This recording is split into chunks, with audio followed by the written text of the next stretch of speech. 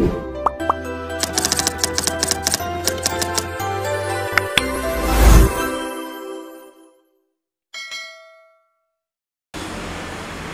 salam satu data. Hari ini saya akan membahas terkait pemutaran data calon peserta PPG dalam jabatan tahun 2022.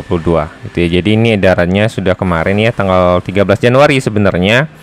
Nah, ini ada informasi bahwa dalam rangka pelaksanaan PPG tahun 2002, ini PPG DJ ya dalam jabatan, Direktorat PPG dan Direktorat GTK akan melakukan pemutakhiran data calon peserta PPG dalam jabatan pada tahun 2022. Nah, data yang perlu dimutakhirkan yaitu yang pertama adalah nomor induk kependudukan, gitu ya, dan tanggal lahir melalui halaman Verval PTK. Nah, ini dia. Jadi data untuk perbaikan nomor induk dan tanggal lahir untuk guru dan tendik itu adalah hak akses dari operator sekolah, gitu ya, melalui aplikasi Verval PTK. Nah, di sini masing-masing guru tidak dapat mengakses ke sini, gitu ya, kecuali login operator. Nah, saya akan contohkan. Ini adalah aplikasi Verval PTK di mana nanti setelah login oleh operator di sini nanti akan muncul dalam rangka mendukung implementasi Satu Data Indonesia dan optimalisasi proses integrasi data lintas kementerian. Mohon operator satuan pendidikan dapat segera memperbaharui isian NIK dan identitas peserta dan tenaga pendidikan melalui fitur perbaikan identitas, gitu ya. Nah, kenapa? Karena saat ini nomor NIK ini sudah terintegrasi dengan data Dukcapil. Bisa jadi seperti ini. Kasus yang pertama adalah nomor yang ada di KK atau di KTP itu sudah benar, ternyata tidak valid.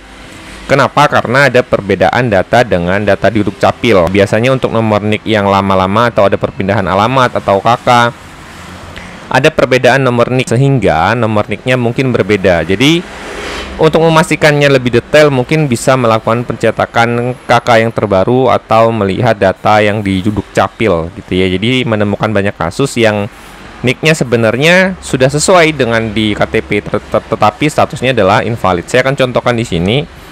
Nah, di sini ada bacaan yang namanya valid Dukcapil. Nah, di sini yang dianggap sesuai atau benar itu adalah yang statusnya adalah terchecklist hijau, gitu ya, valid. Untuk statusnya yang dia berwarna residu seperti ini, yang harus dilakukan adalah klik lakukan perbaikan identitas dan lakukan perbaikan, ya, di sini. Nah, nanti akan diminta data untuk perubahan NIK-nya, gitu ya. Nah, jangan lupa juga di sini ada poin B, riwayat pendidikan formal mulai dari jenjang pendidikan dasar hingga pendidikan terakhir serta riwayat karir guru mulai dari pertama kali mengajar melalui aplikasi Dapodik Sekolah dan status dan jenis PTK melalui aplikasi Dapodik Dinas, gitu ya. Saya akan contohkan semuanya. Nah, di sini ada jenis PTK-nya dan pastikan jenis PTK-nya sesuai dengan jenjang yang diajar masing-masing ya. Ini adalah guru mapel atau guru BK dan yang lainnya ya, atau guru kelas. Poin ke B, riwayat pendidikan formal mulai dari jenjang pendidikan dasar hingga pendidikan terakhir serta riwayat karir guru. Ini dapat diakses melalui login PTK Datadik Kemendikbud.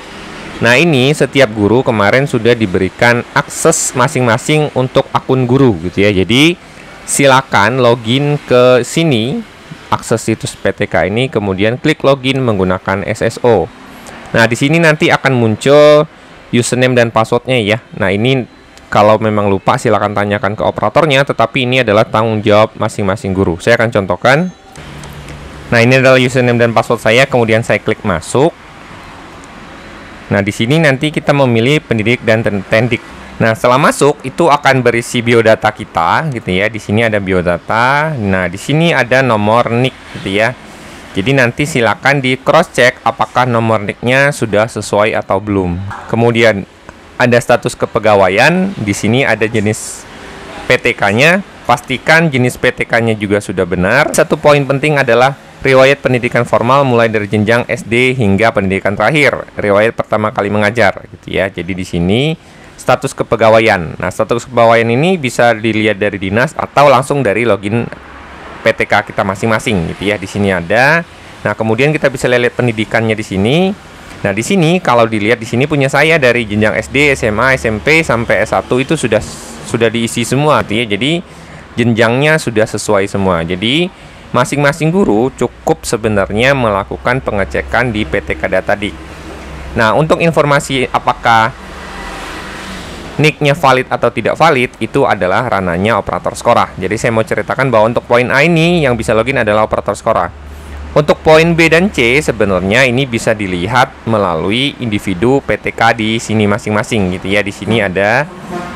Nah, di sini juga ada menu riwayat gitu ya, riwayat kerja pertama kali mengajarnya, riwayat kerjanya mulai dari tahun berapa. Poin kedua, batas waktu pemutakhiran data dimaksud adalah sampai dengan tanggal 30 Januari 2022 jam 23.59 gitu. Jadi pastikan datanya sudah benar-benar di cross check gitu.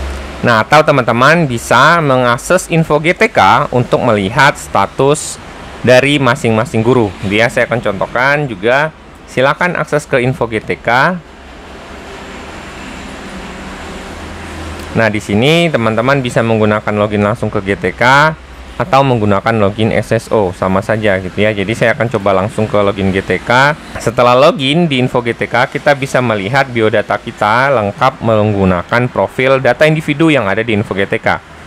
Nah, di sini juga ada riwayat pendidikan formal. Kalau dilihat di sini, ini sudah sesuai gitu ya, sudah benar. Nah, ini ketika kita login ke SIM PKB, nanti untuk pendaftaran PPG-nya di sini kita akan melihat bahwa di sini sudah ada edaran terkait yang namanya status gitu ya. Anda dinyatakan lulus tes akademik calon peserta PPG dalam jabatan. Jadi teman-teman silakan klik selengkapnya dan untuk melakukan pengecekan dan pendaftaran gitu ya. Semoga informasi ini bermanfaat. Jangan terlambat, pastikan data Anda itu adalah valid dan menjadi satu data yang utuh gitu ya. Semoga informasi ini bermanfaat buat teman-teman semua. Salam satu data.